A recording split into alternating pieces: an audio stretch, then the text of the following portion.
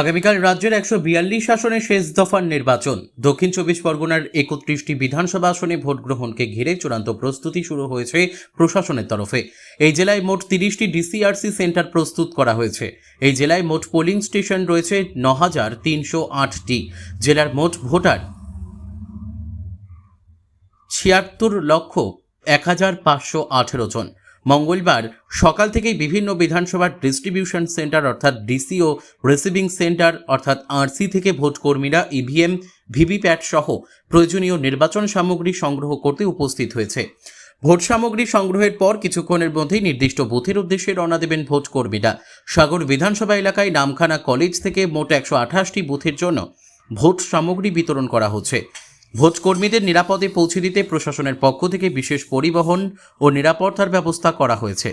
গোটা জেলা জুড়ে মোতায়েন রয়েছে বিপুল সংখ্যক পুলিশ ও 409 কোম্পানি কেন্দ্রীয় বাহিনী।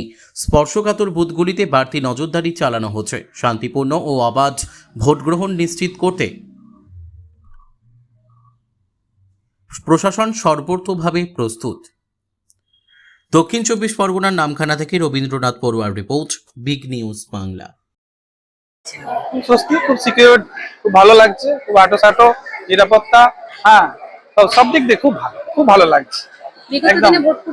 হ্যাঁ, বিগত দিনে ভোট করিয়েছে। বিগত দিনে ভোটের থেকে এই আজকে যে ভোট করতে আসছে একটা অন্যরকম অনুভূতি হচ্ছে, স্পেশাল ফিলিংস হচ্ছে। নিজেদের কোনো ভয় ভীতি নেই, সবকিছু দিয়ে একটা আলাদা। 26 নির্বাচনে প্রথম দফা নির্বাচন শান্তিপূর্ণ হয়েছে, দ্বিতীয় দফা কি আশা রাখছেন? দ্বিতীয় দফাও শান্তিপূর্ণ হবে আশা করছি। কোথা থেকে আসছেন? আমি লক্ষ্মীকান্তপুর থেকে। কি নাম আপনার? নীলোৎপল ঘোষ।